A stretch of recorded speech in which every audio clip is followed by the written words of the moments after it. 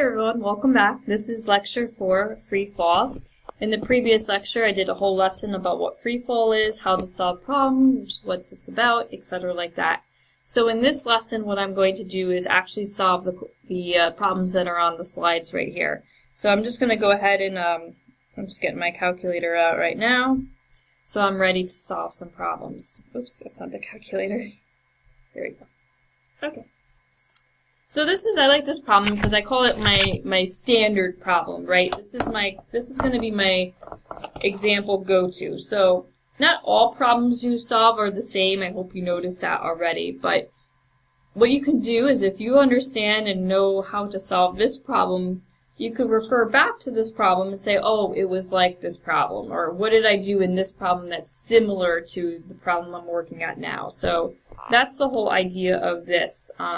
This part right here. So, okay. Just looking at that. Okay, so what do we have here? We have a boy on the balcony. He's 25 meters above the ground. He throws the ball straight up with a velocity of 20 meters per second. The ball misses the balcony on the way down. What is the height of the ball, total time, all that fun stuff, right? So, let's go ahead and draw our picture, right? So, this is the scenario. Oops, I'm going to go a little lower.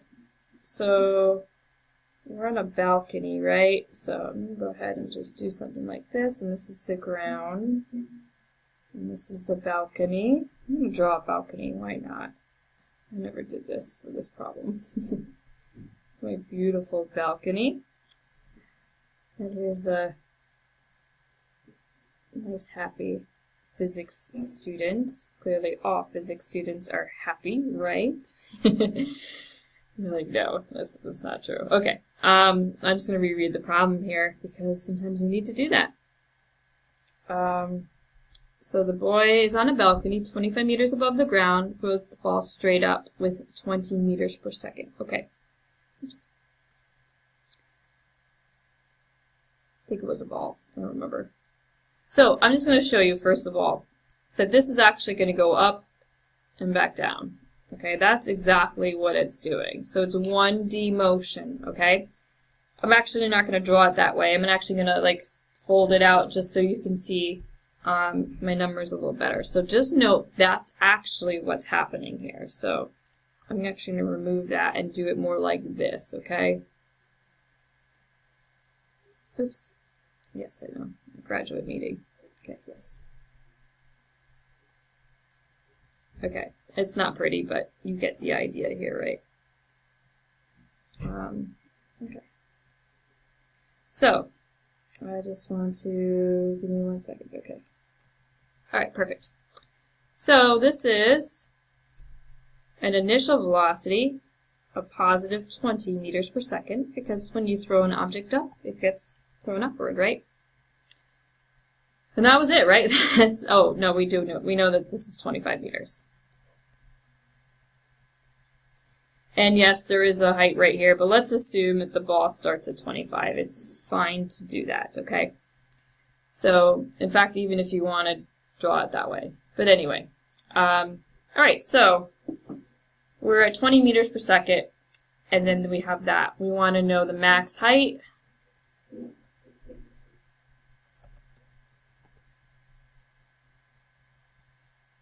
Time, oh boy, in the air, and then how fast at the bottom.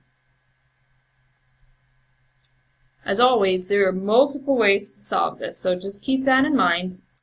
If you find that you did it a different way or you have a different method, that's totally fine. I usually solve things a little longer and a little more with more meat in it just to show you the options that you have. So if you find a quicker way, it's fine, totally fine. So actually, of all these things, I'm going to go ahead and find the maximum height first. You don't have to go in order, just keep that in mind. I'm just going to do the maximum height. So, although, you know what I'm going to do? I'm just going to make this up to here, just so you can see what I'm doing. So from here to here, I'm calling 25. We're going to assume that the person's not... This is not drawn to scale, right? This is like super super not drawn to scale, so there's not a huge gap right here. So let's assume this whole distance is 25. So in fact, I'm going to go ahead and do that and just do 25. Clearly, this person is not 25 meters. It looks like he is, so that's not true. So the maximum height is actually a pretty straightforward question because we already have 25 meters, so really what we need to find is just this piece right here, that delta y. So we're looking for a height there. It's free fall. We have A. We always have A. We actually have the initial velocity too, which is that. And then technically that's all we have, unless you use the assumption that the very top, I'm just going to write it over here, V top, well, it actually goes to 0. So if I want to model a distance from here to here, I can actually call that a final velocity, because that will encompass the motion that I want, which is from here to here. So it actually works out. So I hope you notice that I can actually use this equation to solve for delta y. Now, you can actually solve it different ways. I know that, but this is one way you can do it. The final velocity is 0. The initial will be the 20. 2a delta y, right? So I'm going to go ahead and notice that I made this negative because if you set it's up, it's actually going to go higher than you expect. This actually has to slow down. We need it to slow down, so we need that negative. It's very important that you include it. So I'm going to go ahead and solve this out. So let's do that. So 20 squared divided by 2 divided by 9.81. Perfect. So my height is positive 20.4 meters. Just like that. Now notice that this models the situation correctly because it did in fact move upward during this time. So the fact that it's positive is good. And then the maximum height is just the sum of the two numbers. So this is the balcony plus the height that it went during that, so that will be 45.4 meters. Yeah, not bad, right? But see what I did? I actually used this piece of information, which was really helpful. And then I stopped I looked at this and it found that it modeled my motion. So you can do that. So also notice that the final velocity doesn't have to be a final velocity, right? It doesn't have to be down here. It's whatever you choose it to be. And as long as it models the motion, then you can do that. So that's really helpful.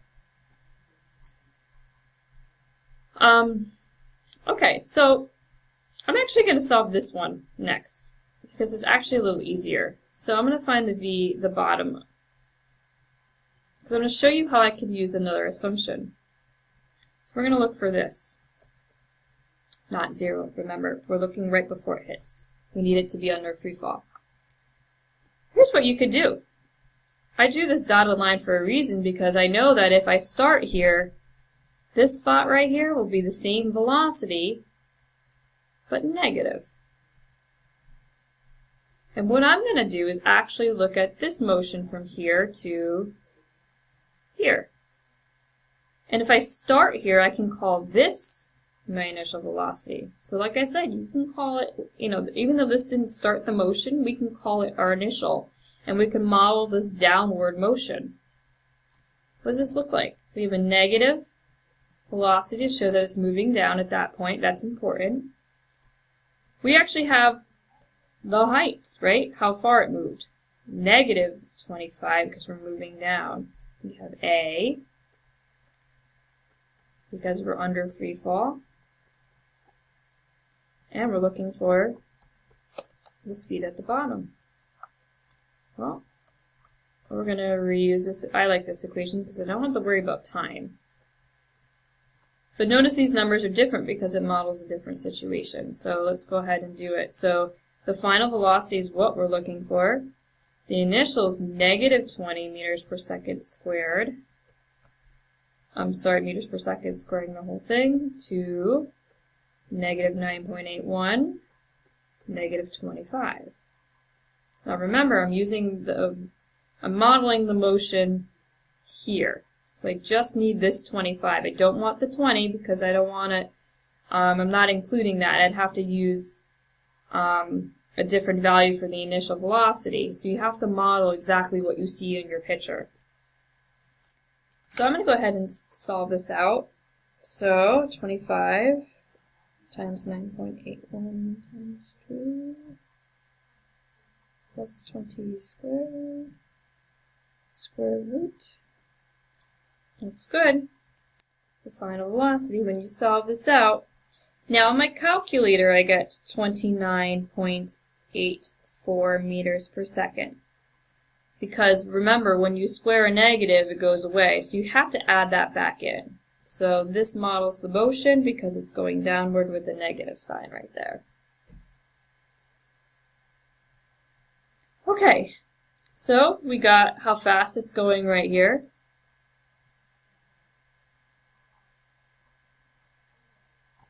Okay, the last part is total time in the air.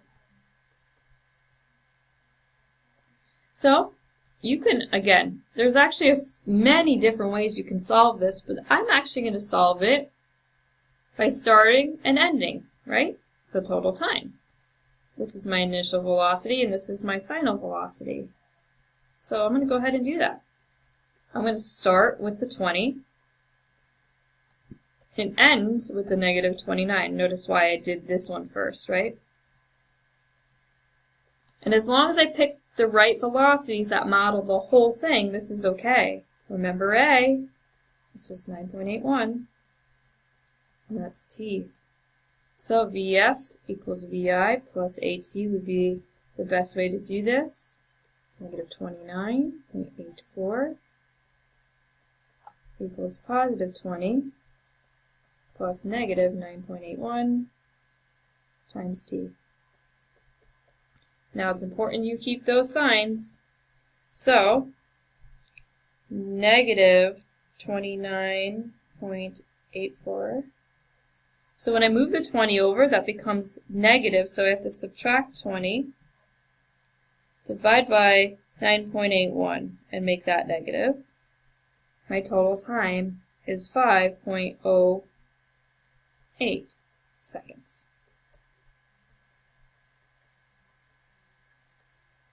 Now I chose those two velocities because those are the two that model the total time. So again, notice that you can actually find the time up, double it, get the time down, and then solve for the time here. You can do it in two parts.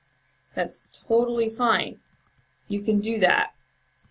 But those are just multiple ways to do the same thing. So actually I'm going to stop the video here, and I'll do a separate video for the other ones, either with the other ones in the slide. But the important things are the assumptions. Notice what assumptions I'm making. I can assume that it's 0 right there.